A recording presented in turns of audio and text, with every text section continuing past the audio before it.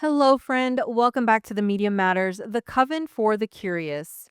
I'm your host, Chantel, and today we're diving into something I absolutely love, and that is crystal grids. These magical arrangements combine the energy of multiple stones in specific patterns that really amplify your intentions, and they are seriously, well, magical.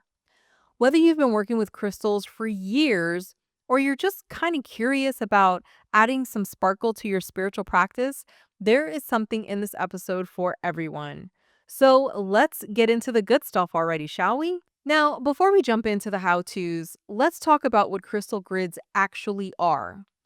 So, in the simplest terms, a crystal grid is an arrangement of crystals that's pretty much just placed in a specific geometric pattern to focus and amplify energy toward a particular intention. Think of it as creating a crystal team where each member has special powers that work together. While a single crystal might help with protection or clarity, when you arrange several crystals in a meaningful pattern, their energies combine and amplify each other like no other. It is seriously like the difference between a solo performer and a full-blown band. Both fabulous, but a full-on band creates something more complex and super powerful. The practice of using crystal grids has such a beautiful and fascinating history. So, people have really been working with crystals for thousands of years. We have found crystal tools dating all the way back to ancient Egypt, Greece, and even China. But the specific practice of arranging crystals in these sacred geometric patterns really blossomed during the time of Atlantis, according to many metaphysical traditions. It's said that Atlanteans had advanced knowledge of crystal technology and used massive crystal grids for everything from healing to energy protection. Now, whether or not you believe in Atlantis, we do know that lots of ancient cultures use stone arrangements in super meaningful patterns. Think of stone circles like Stonehenge or the precise crystal placements found in ancient tombs that were used for protection and guidance of the soul. We can even look at indigenous cultures across the world because they have long standing traditions of creating medicine wheels and sacred stone arrangements that follow geometric patterns similar to what we use in crystal grids today. In more recent history, the revival of crystal grids can be traced to the New Age movement of the 1970s and 80s when there was a renewed interest in sacred geometry and crystal healing. This was further developed in the 1990s and even the early 2000s by pioneers in the crystal healing community who really began systematically documenting different grid patterns and their specific uses. The foundation of effective grid work is sacred geometry, which is those mathematical patterns that appear all throughout nature. You see these patterns everywhere from flower petals to snowflakes, even to the spiral of galaxies. Now, these aren't random. They follow precise mathematical principles that govern how energy flows and moves. And when we arrange crystals in these sacred patterns, we're essentially speaking the language of the universe. And tell me that's not cool. Now, each geometric shape channels energy in a unique way. Circles contain and protect, triangles manifest and transform, and squares ground and stabilize. By placing crystals at the nodes or intersection points of these patterns, we're creating energetic circuits that can be programmed with our intentions. Now, I know you might be wondering why crystal grids work at all. Well, there's actually some cool science behind this, even beyond the metaphysical explanation. So, crystals have what scientists call a piezoelectric effect, which pretty much means they can generate an electrical charge in response to pressure. This is why quartz is used in watches and electronics. Crystals also vibrate at specific frequencies. When multiple crystals are arranged together, these vibrations can interact, which creates new energy patterns. The grid itself acts as a sort of energetic circuit board, if you will. The crystals are like components, the pattern is the circuit design, and then there's your intention, which is the programming. And then throw these together, and they really create an energetic technology that can affect your environment in subtle but very powerful ways. What makes crystal grids so special is that they combine three powerful elements, which is the natural energy of the crystals themselves, the universal language of sacred geometry, and the focusing power of your personal intention. It's this trinity that makes grid work so effective for manifesting change in your life or even for creating energetic boundaries like protection. So now that we know all of that, let's talk about which crystals work best for protection grids, especially if you're just starting out. So I'll recommend some beginner-friendly options that are generally affordable and easy to find. First up is black tourmaline. This little baby is like the bodyguard of the crystal world. It is so excellent for grounding and even absorbing negative energy. If you feel like you need an energetic shield, black tourmaline should definitely be in your grid. Next up is amethyst, which I have used oh so many times. Amethyst offers spiritual protection and promotes peaceful energy. It is especially good for protecting your dream space and higher consciousness. Next, let's talk about the amplifier, which is clear quartz. So, clear quartz enhances the energy of other crystals and brings clarity to your intentions. I almost always include at least one clear quartz in my grids as a power booster. Next, selenite.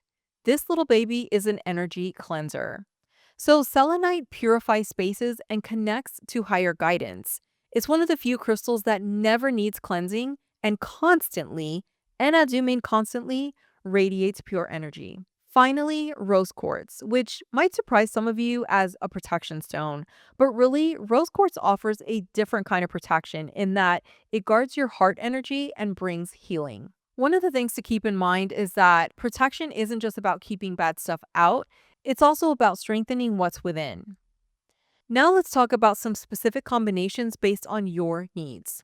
For sleep protection, you could try amethyst, selenite, and rose quartz.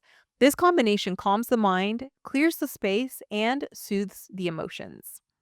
For home protection, think about black tourmaline at the corners with clear quartz in the center. If you want to add another layer, smoky quartz can help transmute negative energies. For protecting your personal energy field, especially for empaths or anyone who's working with the public, you could try a combination of black tourmaline, amethyst, and either tiger's eye or hematite for strength and grounding. Remember that you don't have to use these exact crystals. Use what calls to you. Your intuition is a powerful guide here. And if you're on a budget, just focus on getting smaller pieces of several types instead of one large crystal. For grid work, multiple smaller stones actually work better anyway, so there you go. When you're selecting crystals for your grid, look for pieces that feel good in your hand and catch your attention. And always, but I do mean always, make sure you cleanse them before you use them. You could do this with moonlight, sound, smoke, or even just your breath with strong intention. This resets their energy so they're ready to work specifically for your purpose. Okay, let's talk about the patterns you can use for your crystal grids. The geometry of your grid is like the blueprint for the energy flow, so different patterns serve different intentions. For beginners, I recommend starting with these basic patterns. So first up is the circle, which is perfect for protection work. Circles represent continuity, wholeness, and cycles. When you arrange crystals in a circle, you're creating a contained energy field with no beginning or end, which is perfect for ongoing protection. Next up is the triangle, which is all about manifestation and stability. The triangle is a powerful shape for bringing things into being and even creating a strong foundation. An upward pointing triangle raises energy, while a downward pointing triangle is a grounding energy. Next, the square. The square gives you foundation and grounding, which is great for home protection or any work where you want to establish firm boundaries. And then there's the spiral, and this little baby represents growth and transformation. This is perfect for protection that evolves as you do. Choosing the right pattern comes down to specific intention. Here are a few questions I like to ask myself. What kind of protection do I need? Is it ongoing or for a specific situation? Do I need to raise energy or do I need to contain it? All fantastic questions to consider. Now, let's talk supplies. I know there are heaps of grid cloths and templates that you can buy to create these patterns, but why buy when you can scour your home for the goods you need? Here are a few household alternatives that you could consider. First up is string or yarn. These are great because they can be arranged in any pattern you like, and then you just place the crystals right on top. Next is salt lines. Salt works beautifully because it has its own protective properties. And the nice thing about salt is that you can vacuum that little baby right up when you're done. Easy peasy. Another super simple option is to draw your pattern on a piece of paper and then use that under your grid. Lastly, get items from nature. I'm talking leaves and sticks or whatever you want, and you can use those to create your pattern. The thing to remember is that these patterns connect to ancient sacred geometry, but please don't let that intimidate you. We little humans have been intuitively drawn to these shapes for thousands of years. They're in our DNA. So trust that when you're doing this work, you're tapping into something that feels naturally right. Now, for a little fun, let's walk through creating a basic protection grid together. If you have crystals nearby, go ahead and grab them and follow along. If you don't, just visualize this process because intention is the most powerful ingredient, anyway, so we're all good. All right, so step one is setting your intention. For this, you just need to take a moment to get clear on exactly what kind of protection you want. Is it protection while you sleep? Protection for your home? Protection for an upcoming event? Make sure that you are specific but concise. It could be something like this grid creates a protective energy field around my home, allowing only positive influences to enter, or something like that. Step two is selecting your space. So choose somewhere where your grid can remain undisturbed. For home protection, you could consider the center of your home, which works really, really well. For personal protection, think about your nightstand or your desk. Those are perfect spots. Step three is choosing your pattern. For beginners, I recommend a circle for continuous protection. You can do this with string, draw it, or just visualize it. Step four is placing your crystals. So if you're making a circle grid, start with the center stone, and this one is often called the focus stone. Clear quartz is perfect here, but again, use what feels right. After that, place your other crystals around the perimeter of your circle and make sure that you space them evenly. For a basic grid, you could try 6 to 8 stones, which I think is plenty. Lastly, step five, and this is activating your grid. This is where you connect the energy between the stones and infuse your intention into the whole arrangement. So, for this, using your index finger as a wand of sorts, you're going to start at the center stone, holding your intention clearly in your mind. Touch the center stone and then trace an imaginary line to the first outer stone. Touch it, then trace a line to the next outer stone. You're going to keep doing this until you have connected all of the outer stones in a complete circuit. Then you're going to come right back to the middle. As you do this, try to visualize light following your finger, connecting the stones. Take a nice deep breath and state your intention out loud or in your mind as you complete the circuit. If you prefer not to use your finger, you could try just using your breath and visualization alone. You could also use sounds like a bell, a singing bowl, or even just humming a note as you focus on each connection.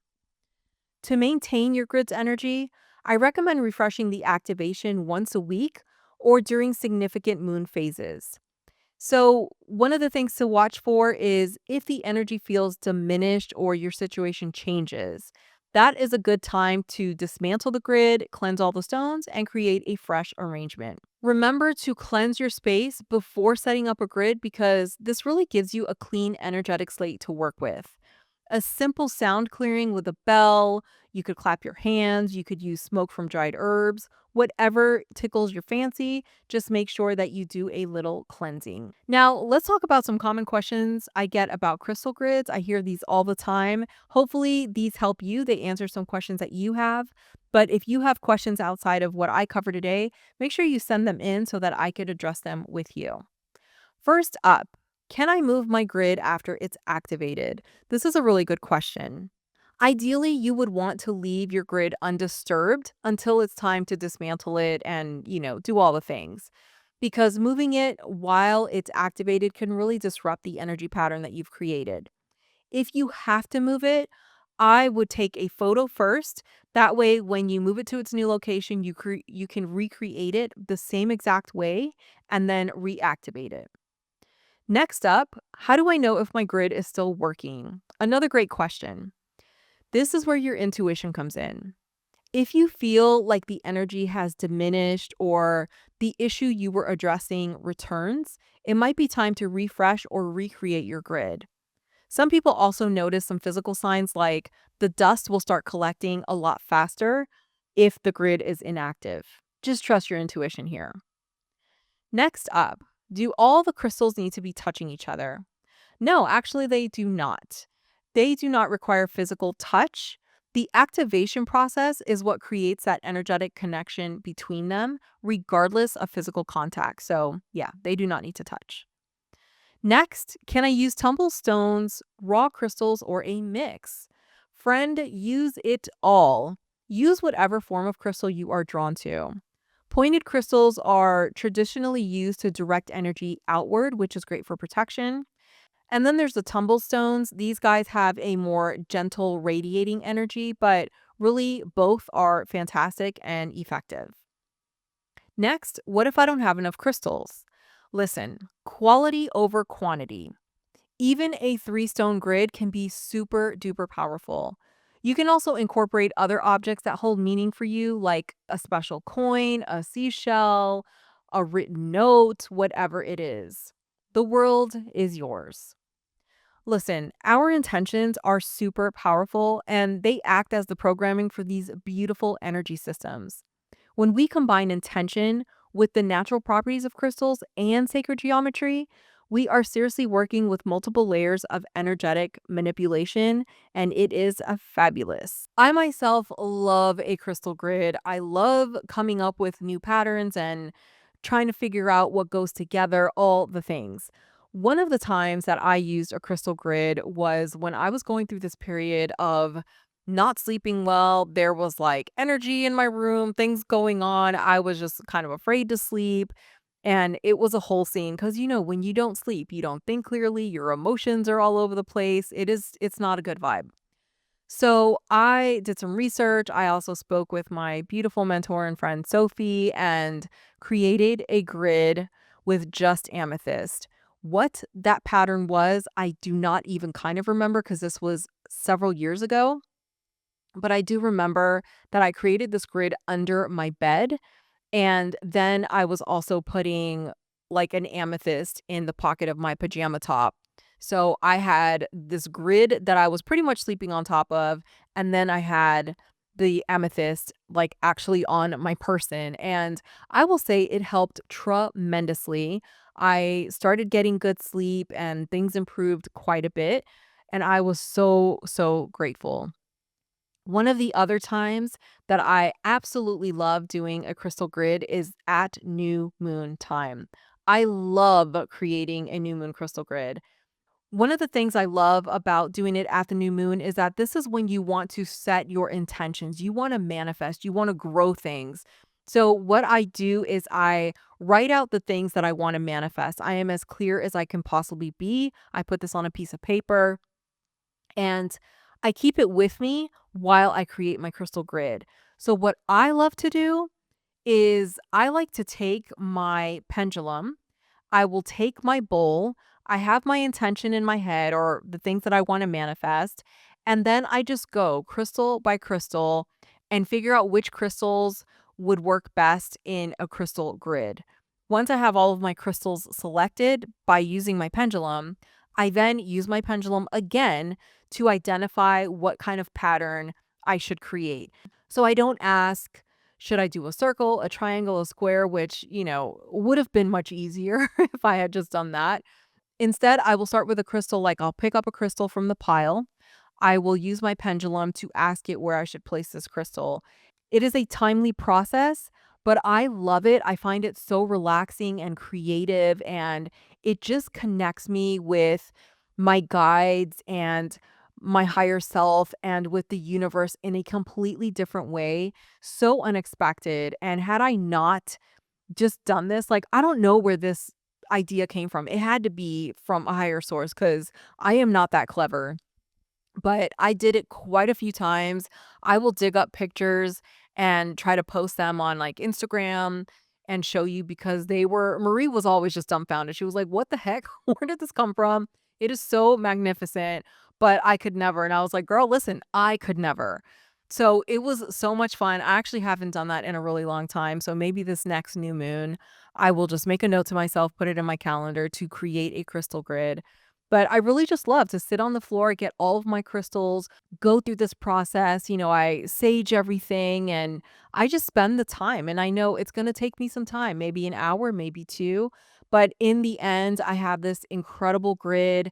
I just stick my little piece of paper with my intentions or the things I want to manifest under the grid itself. So I usually build this on a table or on a piece of wood or something that I can tuck away. It's safe and, all the things, but it's fantastic. I love it. So crystal grids they're great for so many different things. I just absolutely encourage you to check them out. If you have never created one, create one. Even 3 crystals, like I said, are super duper powerful. As we wrap up today's episode on crystal grids for protection, I really just want to remind you that this practice is as much art as science. The beauty of working with crystal energy is that it really meets you wherever you are on your spiritual journey.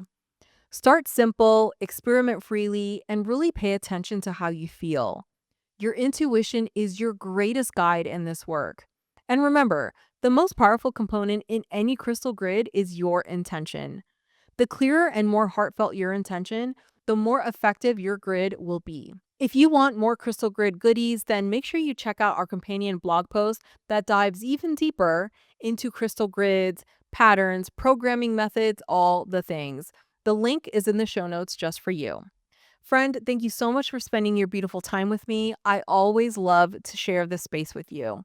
Until next time, this is Chantel with the Media Matters, wishing that your energy be clear, your protection strong, and your spirit light. See you next time.